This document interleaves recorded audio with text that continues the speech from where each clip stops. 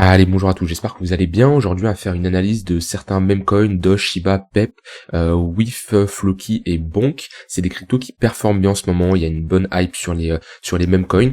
Et alors, c'est sûr que c'est difficile de voir des meme coins comme ça partir et voir nos projets qui sont beaucoup plus intéressants d'un point de vue fonda, mais qui ne partent pas. Maintenant, il faut faire la part des choses entre l'investissement et le trading. Oui, je ne pourrais pas investir sur du PEP, sur du long terme, et oui, c'est pas des projets que je pourrais détenir des années comme je pourrais le faire avec de l'Ether, du Atom, du BTC. Là-dessus, il n'y a pas de souci. Par contre, d'un point de vue trading, c'est là où il y a du flux, c'est là où il se passe l'action, d'accord? C'est là où il y a une tendance, et si on veut trader la tendance, vaut mieux se concentrer sur ce genre d'actifs que d'autres actifs qui ne font rien, qui sont en train de faire des creux et sommets de plus en plus bas. Ça ne nous intéresse pas. Et c'est là, faut faire la part des choses entre quelqu'un qui trade et quelqu'un qui investit. On se positionne pas de la même manière. En tant qu'investisseur, on veut un projet avec des bons fondamentaux, une bonne tokenomics, d'accord? Ça néglige pas de regarder bien sûr le côté analyse technique, bien entendu, mais on veut ces trois piliers-là réunis, que lorsqu'on trade, on veut surtout, d'un point de vue technique, avoir des conditions, d'accord? En tout cas, quand je parle trading, je parle intraday swing, ou en général, voilà, sur du court moyen terme, on regarde beaucoup moins le fondamental.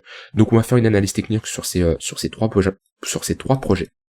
Alors, Dogecoin, je fais quand même rapidement une analyse long terme, même si, comme je dis, c'est pas le but ici. Bon, on est venu chercher nos 0,186, on a consolidé autour, et là, visiblement, pour moi, on a posé ici un bottom de marché, avec cette pattern en W, que ça soit en ligne de coup, en close line, on l'a bien validé, on a fait un pullback sur la ligne de coup, pour le moment, on a un rejet, on est dans une bonne zone de localisation sur Dogecoin pour chercher des achats, surtout que si je mets ici nos moyennes mobiles, on a fait un pullback dans le tunnel daily. Donc clairement, si c'est le genre de projet qui vous intéresse pour faire de la suite tendance, après un moins 50%, revenir sur nos 50% de retracement plus le tunnel daily, c'est une bonne zone de localisation. Surtout, qu'est-ce qu'on constate? On peut voir qu'on est globalement dans un range, d'accord? On est dans une box ici, bloquée entre deux bornes. Hop, on est sur la borne basse de ce niveau-là, c'est le meilleur endroit pour se positionner. Si je trace un volume profile, hop, si vous bien se tracer, il a du mal, ah ouais, parce que je suis sur Dogecoin Crypto, je vais me mettre sur Binance, hop, supprimer, tac, et je trace mon volume profile. Voilà, on a réagi au niveau de la value area low, d'accord? C'est l'extrémité, c'est le meilleur niveau pour se positionner, avec, en général, on cherche à prendre des profits vers le milieu de range, là, en général, c'est où il y a le poke, bon, là, il est un poil plus bas, mais globalement, ici, c'est notre value area, c'est là où il y a 70% des volumes échangés. Alors ça dépend comment vous paramétrez votre volume profile, mais de base, voilà, on a ici volume de la zone de valeur 70%, et en général, on cherche des profits sur l'extrémité opposée, la value area high ici, d'accord, tout simplement. Donc voilà, si on retourne chercher ce bad range, ici on a une bonne réaction au niveau de la pattern qu'on a fait ici. J'aime bien ce genre de pattern. Alors elle aurait pu être un peu plus bullish, mais déjà le fait d'avoir une tentative de break à la baisse, ici on voit qu'on vient prendre la liquidité, qu'on mèche, on a une réaction acheteuse, et en plus on ravale la pression de bougie. Ça nous montre quand même qu'on a une réaction acheteuse, pas n'importe où, d'accord, on est dans une zone d'imbalance de la précédente bougie, et voilà, ici on avait un rebond en V-bottom. Ce genre de rebond en V-bottom est souvent amené à être testé pour transformer ça en W, d'accord? Donc alors un signal bullish, ça serait le break de ce niveau-là. Maintenant, ça serait trop tard selon moi pour se positionner. Si je regarde sur du un peu plus court terme, alors bon, sur du court terme, 15 minutes, 1 heure, c'est assez encourageant vu qu'on a un 15 minutes qui est en train de cross le tunnel 1 heure, d'accord, on voit qu'il fait office de support. Par contre, sur du moyen terme, c'est vrai que Doge est beaucoup moins bullish qu'un Pepcoin par exemple, vu qu'on se situe au niveau du tunnel 4 heures qui fait office de résistance. Donc là, c'est intéressant de voir qu'on a une compression, on est également dans un range, et c'est vraiment un niveau qui va être intéressant à surveiller, puisque si on break le tunnel 4 heures, on peut s'attendre à un 1 heure et un 15 minutes qui vont break également le tunnel 4 heures, ce qui serait un signal assez bullish, quand on a un 1 heure qui break le 4 heures à la hausse. Si je prends un exemple, hop, voilà, la dernière fois c'était il y a très longtemps, voilà, c'était ici, à partir du moment où le 1 heure a break le 4 heures à la hausse, on est parti dans une forte tendance haussière. Et pareil, dès qu'on a un 1 heure qui recrosse à la baisse, en général, c'est pas très bon. Alors, quand je dis c'est pas très bon, c'est pas, on retourne à des moins 90%, d'accord, mais on peut avoir une correction, comme ici, revenir chercher le tunnel daily, tout simplement.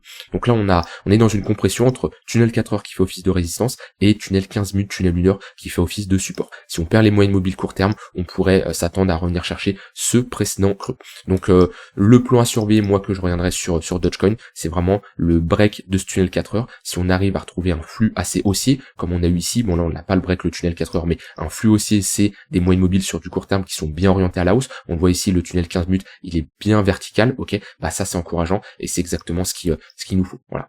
Quelque chose de similaire à ça. 15 minutes, 1 heure qui crosse à la baisse, et ben qu'est-ce qu'on voit? Quand on a comme ça un flux bien baissier, les pullbacks dans le tunnel 15 minutes, c'est des opportunités de short, les pullbacks dans le tunnel 1 heure, c'est également des opportunités de short. Donc voilà, on est dans une zone où ceux qui font de l'intraday peuvent essayer de jouer ce bracket là, ce range là, on longue la borne basse et on prend des profits, on short la borne haute, d'accord? Sinon, attendre le break, attendre qu'on a un vrai flux haussier. Si je mets le MACD, hop, ok, on avait un flux assez haussier ici, mais ça s'est globalement calmé, ouais, on s'est fait rejeter à l'intérieur. Si je regarde le momentum sur unité de temps supérieure, ouais, le momentum sur du 4 heures, il est bullish. Hein. Divergence haussière ici validée, W sur le MACD, pour le moment, le momentum est dans la main des acheteurs. Ça, c'est pour Dogecoin. Shiba, or Shiba, ça a l'air d'être similaire. J'ai vu rapidement, là, on va se remettre plutôt également sur du long terme. Alors lui, il a beaucoup mieux réagi. Pareil, on était ici dans une phase de consolidation, ok, hop. Et là, c'est souvent là, hein, vous m'avez souvent entendu parler, placez-vous toujours lorsque les altcoins sont dans des phases de latéralisation, avec une faible volatilité, où ils ne font pas grand chose. Si je mets un indicateur de volatilité, je n'avais pas assez d'historique, voilà, en daily, on voit que on retrouve ici une volatilité beaucoup plus élevée que pendant ce genre de phase où le marché est très peu volatile. Et ça, je vous l'ai très souvent répété, d'accord? Ce genre de phase où on a une faible volatilité, un marché qui latéralise. Alors oui, c'est dur parce que c'est tout le monde qui arrête de s'intéresser aux cryptos. On voit, hein, si on regarde des stats sur internet, le Google Trend, etc., on voit que l'intérêt disparaît, mais c'est le meilleur moment pour se positionner. Si vous attendez que toute la masse arrive, bah en général c'est pas l'idéal, vaut mieux se positionner pendant des phases de latéralisation, et ceux qui ont des connaissances en analyse technique, voilà, qu'on a des patterns de retournement, des signaux de break, d'accord, là c'est clairement beaucoup plus intéressant. Donc Shiba c'est également similaire, on fait un pullback dans notre tunnel Vegas, je le vois visiblement. On a sûrement un tunnel daily qui a fait office de support. S'il veut bien se mettre. Non, même pas. Même pas, on n'a pas autant corrigé que Dogecoin, visiblement. Après, lui, il a bien pump quand même. Il a bien pump, donc on a des moyennes mobiles qui n'ont pas autant suivi. Il y a vraiment eu un écart de valeur beaucoup plus importante que Dogecoin. On n'est même pas revenu faire un pullback sur notre haut range ici. Donc ouais, on n'est pas dans une meilleure zone de localisation comparée à Dogecoin. En tout cas, j'aurais préféré qu'il retrace beaucoup plus bas pour chercher des longues. S'il était revenu chercher cette zone de localisation ici, on a une bonne confluence, ça aurait été beaucoup plus intéressant. Alors, on va voir ce qu'il nous donne quand même sur du moyen terme. Alors, on a structuré ici un top de marché, avec cette structure de top, ok, et pour le moment, moi je vois des sommets de plus en plus bas, avec ici une phase de range. Alors, ce range-là, c'est là où l'analyse multi-frame est importante, ok, puisque on se rend compte que, bon, la dynamique de fond est haussière, ça si je regarde en weekly, on est juste sur un retracement, même si on a une petite pattern de top ici, mais c'est pas ce genre de pattern qui va nous inverser l'entièreté de cette accumulation, d'accord? C'est beaucoup trop just. Dites-vous qu'en général, si on accumule pendant un an, c'est ce qu'on a fait par exemple sur le BTC. Si je prends cet exemple, on a fait une grosse phase de distribution de 3 mois ici. Combien de temps il nous a fallu pour réaccumuler? Il nous a fallu 3 mois, ok. Et voilà, un bear market qui a duré plusieurs mois, voire qui a commencé en novembre 2021, qui s'est terminé en 2022, un an après. Pareil, il nous a fallu un an et demi, voire peut-être un an et demi pour accumuler, à partir dans une dynamique haussière. On peut pas juste avoir une accumulation de 2 ans et une distribution de une semaine et on dump. À moins qu'il y ait une bad news, mais en général, ça reste assez rare. Donc, comme je dis, ici on est dans une phase de range, on consolide. Voilà, globalement, je vais mettre ma box comme ça. Une borne haute, une borne basse. On a très peu été chercher la borne haute. Pour le moment, on se fait rejeter vers le milieu de range. Si je mets un volume profile, on va sûrement avoir un pop beaucoup plus bas. Ici, je pense. Ah, pareil. Alors, il faut que je change le chart. Tac.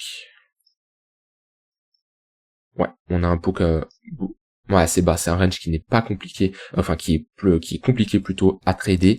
Moi, ce que je regarderai ici, sachant que je trade beaucoup plus la tendance que les ranges de manière générale, c'est à peu près similaire à Dogecoin. Hein. On est sur une zone de résistance, le 15 minutes qui est en train de cross le 1 heure à la hausse. J'aimerais bien retrouver un momentum plutôt bullish. ok, sur du 1 heure, valider cette structure en W sur le MACD, break le 4 heures, avoir un 15 minutes et 1 heure qui crosse le 4 heures à la hausse, et dans ce cas-là, tous les pullbacks seront des opportunités de longue. Vous voyez ici, alors là on est plutôt sur du court terme, mais on voit qu'on fait des pullbacks dans le tunnel 15 minutes, et ça reste assez intéressant pour faire de la continuation. Du même principe, hein, quand on était dans une dynamique baissière, bah, les pullbacks, c'est des opportunités tout simplement de short. Mais Shiba, Dogecoin, leur chart se ressemblent beaucoup quand même. Alors, Pepcoin, alors je l'avais analysé hier, je vais refaire une analyse un peu plus sur du court terme ici pour de la continuation de tendance. On fait un nouvel ATH, d'accord, on a un momentum qui est bullish, pas de signaux de retournement pour le moment. Alors ça serait bien d'avoir une clôture daily au-dessus de ce niveau-là pour vraiment valider le break de l'ATH. Pour le moment, on est juste sur une prise de liquidité, et moi j'aime pas en général que les mèches représentent 50% de la bougie. Ça nous montre qu'on a un essoufflement, soit acheteur, soit vendeur, mais vous voyez, comme ici, voilà, on a une mèche qui représente 50% de la bougie, c'est pas très bon. Ici pareil, une mèche qui représente 50% de la bougie, ça nous montre que on a eu tentative de pousser des vendeurs, et on a eu quand même un réveil des acheteurs. Alors c'est pas du sûr à 100%, d'accord, mais faut comprendre la relation entre l'offre et la demande, et ça nous montre qu'ici quand même il y a eu des vendeurs qui sont manifestés. Alors, quand je dis vendeurs, ça peut être des personnes qui shortent le marché, ça peut être également des acheteurs qui prennent des profits, hein. N'oubliez pas, un acheteur qui prend des profits, c'est un vendeur. Alors bon, là on a quand même une bonne décorrélation entre PEP et Dogecoin, Shiba, etc., etc. On a bien des moyens immobiliers qui s'orientent à la hausse. Et vous voyez, c'est ça que je vous dis, hein. C'est quand on commence à avoir un 15 minutes qui crosse à la hausse, vous voyez, on est un peu dans le cas similaire là pour Shiba et Doge où ils sont ici, d'accord. On a le 15 minutes qui commence à cross et le 4 heures qui fait office de résistance. Alors je dis pas que ça va se passer la même chose et qu'on va casser. Je dis juste que si on casse, on voit qu'après on a un fort momentum, et voilà, les pullbacks comme ça dans le 15 minutes, ça peut être des opportunités, voir les pullbacks dans le tunnel d'une heure, ça peut être une opportunité également. Et depuis, on a une bonne tendance haussière, et le 15 minutes au-dessus du 1 heure, le 1 heure et au-dessus du 4 heures, ça c'est encourageant, et tous les pullbacks pareil sur ces moyens mobiles là peuvent être des opportunités. Ce qu'on n'aimerait pas voir, ça serait si on commence à réintégrer et clôturer sous cette bougie là, déjà on aurait un ravalement, ça serait pas bon. Quand vous avez de fortes impulsions comme ça haussières en daily, vous pouvez déterminer le plus bas de la précédente journée, et si on passe sous ce niveau là, ça peut nous donner un signal comme quoi ok, le marché se calme. Voilà, si je prends des exemples, on voit que pendant de fortes hausses comme ça, les creux de toutes les grosses impulsions, donc je parle d'impulsions, on fait des plus 45%, plus 20%, si je regarde là on fait des plus 13%, plus 10%. Bon, ça reste tout de même beaucoup, parce que dites-vous que plus le market cap de PEP augmente, moins on aura des bougies à plus 50%, ce qui est tout à fait logique. Et on voit que tous les précédents creux sont maintenus. Okay, tous les précédents creux sont maintenus. Donc qu'est-ce que j'entends par précédent creux? Hop, j'entends par tous les creux des impulsions daily. Creux, creux. Alors là, je parle en clôture, hein. Si on mèche, là on voit qu'on a une réaction, une poussée des vendeurs, une réaction acheteuse, donc c'est plutôt encourageant. Et voilà, on voit que tout est maintenu. Qu'on commence, je parle des bougies d'impulsion haussière, qu'on commence à clôturer en dessous, bon, là c'est un signal qui est moins encourageant, d'accord. Mais ça marche que dans une forte dynamique haussière. Après qu'on commence dans un range, je regarde beaucoup moins. Voilà, si je prends d'autres exemples, alors on peut prendre cet exemple-là. À partir du moment où on ne clôture pas sous les creux, c'est bon. Qu'on commence à venir en dessous, attention, méfiance, on peut être dans un retracement un peu plus important. Pareil, on peut reprendre cet exemple. Ici, voilà, on note tous les creux, ok, et à partir du moment où on commence à clôturer, voilà, là on a une tentative là on est juste sur un retracement, si je trace un Fibo, voilà, on fait un pullback sur les 0,382, on clôture en dessous, la tendance peut continuer, ok, hop, alors, on va prendre ça, tac, tac, ici, moi j'ai une bougie verte mais c'est pas une forte impulsion, voilà, et quand on commence à clôturer sous le précédent creux, ça nous montre quand même qu'on a une réaction vendeuse. Donc ça peut être des zones d'invalidation, que ça soit sur du court moyen terme, vous pouvez vous dire, ok, si on commence à s'affranchir du plus bas de la pression de journée, on aura clairement un retour vendeur, puisqu'on aurait un ravalement, tout simplement. Mais en tout cas, PEP, vraiment encourageant là ce qui nous fait, et ça sert à rien, ne shortez pas ça, s'il vous plaît, ne faites pas l'erreur de shorter ça. Je sais pas s'il y a un funding fortement négatif sur PEP, je ne trade absolument pas en général PEP, ça m'arrive rarement. En tout cas, j'ai pas eu d'opportunité récemment. Il est pas listé sur Binance.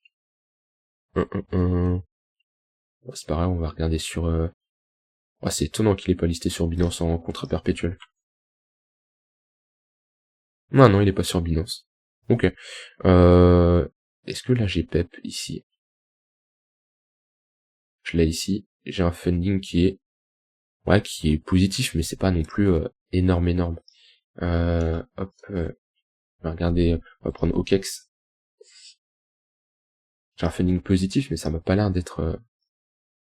Ouais, pour le moment, on a un... Vous voyez, comparé à ici, où là, on avait un funding extrêmement positif, là, ça nous montrait qu'il y avait du FOMO, il y avait vraiment une différence entre le contrat spot et le contrat perpétuel. Là, c'est beaucoup plus faible. Donc, c'est plutôt pas mal, d'accord? C'est-à-dire que on va dire, c'est une montée saine, mais si, comme vous commencez à avoir une grosse décorrélation entre le contrat perpétuel et le contrat spot, c'est que là, on peut être sur du FOMO.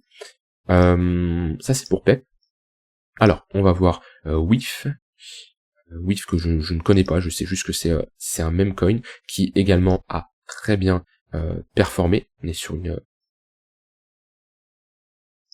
une bonne performance, hein. On est sur un x12 et bon, bonne dynamique haussière. Là on retrace, on voit qu'on est revenu chercher un niveau de support assez intéressant. Et voilà, dans le même principe, hein, ce que je vous disais, vous prenez toutes vos clôtures daily, hop, on va les noter, et dès que on a une bougie qui casse le précédent creux, hop, bah c'est un signal. Ok, là on casse pas, là bon, on a une tentative de pousser, mais c'est les clôtures qui nous importent. On casse pas, on casse pas, on casse pas. Ok, ici on voit qu'on casse, et à partir du moment où on a cassé, on voit qu'on a eu un ralentissement, qu'on est rentré dans un range. On a eu ensuite à nouveau ici une nouvelle impulsion. Ok, on prend les creux, creux, creux, creux, creux. Ici on casse, attention, affaiblissement. Alors attention, les affaiblissements, ça veut pas vous dire un retournement long terme, ça veut dire que on a un réveil des vendeurs et on peut s'attendre à une consolidation dans les prochains jours, d'accord? Ça, je parle vraiment de grosses impulsions. Ne faites pas ça quand on est par exemple dans un range, d'accord? Alors des fois, il y a des ravalements qui peuvent être considérés sur des unités de temps inférieures, c'est-à-dire vous allez prendre ce ravalement qui est ici, ok? Et vous allez travailler le marché à la baisse, ensuite sur du 15 minutes, 1 heure, parce que c'est un signal bearish, mais c'est plus intéressant de prendre lorsqu'on a de grosses impulsions, ou si on casse les niveaux de la veille, ben ça nous montre quand même un réveil des vendeurs. Moi, ce que je constate ici, c'est qu'on a une autre pattern ici de top en daily. On a notre ligne de coût qui se situe vers les 3,15 centimes de dollars, et on voit qu'on a du mal à repasser. Ici, on a une déviation, on a une tentative. Dommage, parce qu'on a break, on pull back et on est reparti, sauf qu'on a à nouveau réintégré. Donc globalement, ici, hein, on peut voir ce genre de trendline, hein, ceux qui aiment bien ce genre de compression. Alors techniquement, ce genre de compression a plus de chances de break par le haut, hein, vu qu'on vient d'une dynamique de fond qui est haussière. Maintenant, qu'est-ce qu'on a ici? En plus, on a un momentum qui est à nouveau bullish. Dommage, hein, ici, ça aurait pu être un break. Je pense que il doit y avoir pas mal d'acheteurs ici qui sont bloqués. Je vais regarder les volumes. Eh non, parce que je suis pas encore sur le bon. Hop. Ouais, non, on n'avait pas plus de volume que ça ici. Ok. Donc on est dans ce genre de compression. Alors, soit vous tradez les extrémités, pareil, ça se trade exactement comme un range, hein, la borne haute, la résistance, on va chercher des shorts. N'anticipez jamais la cassure, hein. C'est-à-dire que quand on est là, ne vous dites pas je commence à long parce que ça va péter. Vous n'en savez rien, et tant que c'est pas break, eh ben on n'anticipe jamais. Sinon, oui, il vaut mieux attendre la cassure, une vraie clôture. Voilà, déjà si on a à nouveau une clôture daily au-dessus de ce niveau-là, eh ben ça peut se tenter de rentrer en position. Maintenant, gérez bien votre risque, parce qu'on voit qu'il y a quand même des pièges, on va dire. C'est normal, le marché, si c'était aussi simple, ça se serait.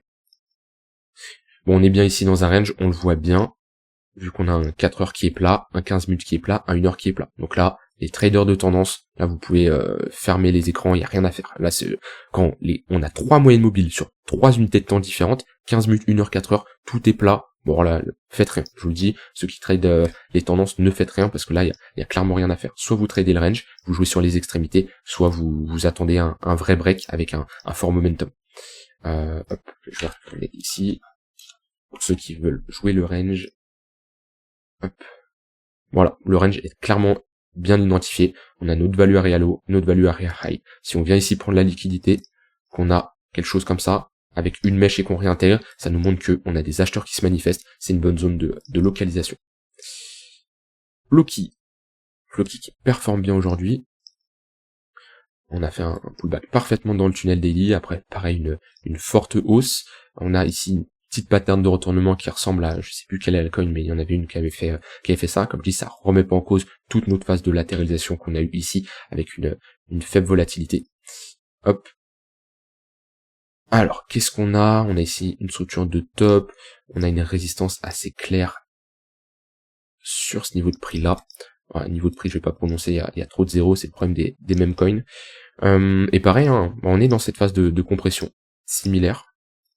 Phase de compression. Je vais mettre des moyennes mobiles. Ouais, c'est pareil. Hein.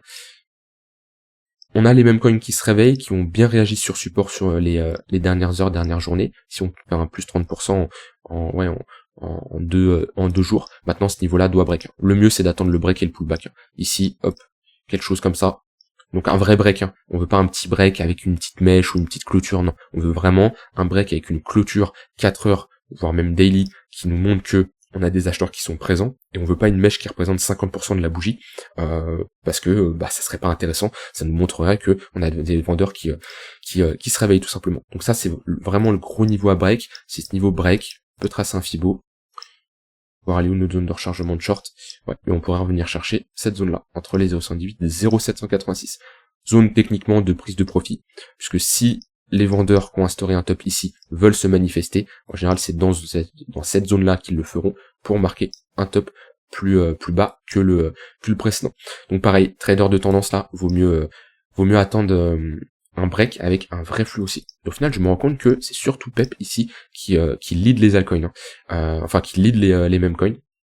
Ouais, lui il est bien dans une bonne tendance aussi. Bonk, alors. Donc on a une structure de prix qui est un peu mieux travaillée, comparé aux autres, on a juste un pump, ça consolide. Ici on a eu un pump, un retracement, un nouveau un pump, un retracement. La charte qui me fait penser un peu à Tao d'ailleurs. Ouais, un peu.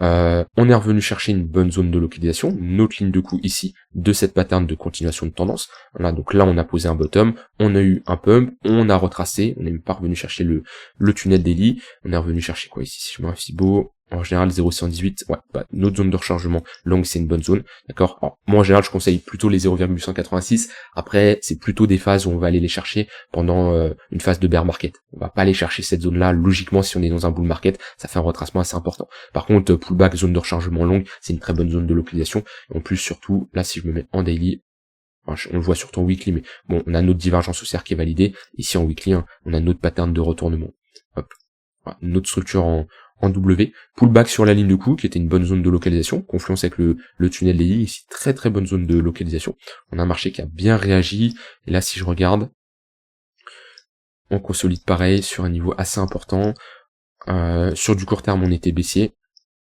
on le voit bien, hop, le 15 minutes qui crosse le 1 heure à la baisse, et actuellement on est sur un niveau décisif également, vu qu'on a le 4 heures qui fait office de support, mais ouais, on est dans une petite phase de consolidation là, ça serait bien de se rafraîchir de ce niveau-là, avec un vrai flux haussier, là on voit qu'on compresse un peu sur le MACD, ok, ça serait bien d'avoir un vrai flux haussier, avec une vraie pattern qui un bon ravalement ici, et avoir un 15 minutes qui recrosse le 1 heure à la hausse, et dans ce cas-là, on pourra faire de la continuation de tendance. Donc on voit que les mêmes coins, il y en a beaucoup qui consolident, après une grosse phase de hausse, ils se reprennent un peu, au final, ils performent bien, parce qu'ils ont quand même pris cher. Si je prends ici, on a fait un moins 73%. Donc c'est ça aussi qu'il faut prendre, c'est que, bon, oui, on a des altcoins même coins plutôt qui se réveillent, là-dessus je suis d'accord, mais il faut pas oublier d'où ils viennent, c'est que en général la volatilité est beaucoup plus importante, et on a pris, bon, c'est vrai qu'il y a des altcoins, même en dehors des mêmes coins, qui ont pris un moins 50%. Pep, il avait pris combien là? Moins 64%. Bon, après il fait un nouvel attach, mais il y a beaucoup de mêmes coins qui prennent cher, et ensuite qui récupèrent un peu, qui retournent, on va dire, à leur moyenne. Donc si je regarde ici les différents narratifs, j'ai listé quelques alts top dans les différents narratifs. J'ai quoi? J'ai intelligence artificielle, Depin, Layer 2, Memcoin, interopérabilité, RWA, DeFi, gaming et échange centralisé. On voit que ça, je la regarde un peu tous les jours. Ça me permet de voir qu'est-ce qui performe le mieux, c'est quoi les hypes, et on voit que les Memcoins, il y a une bonne décorrélation avec les Memcoins et les autres altcoins. Donc trader là où il y a du flux, d'accord, si vous avez de bons pumps avec des volumes, un fort momentum, faites de la continuation de tendance. Mais là actuellement l'alcoin à surveiller, c'est surtout Pepcoin pour faire de la continuation de tendance, tout simplement. Voilà, j'espère que ça vous aura aidé, et je vous souhaite une très bonne fin de journée.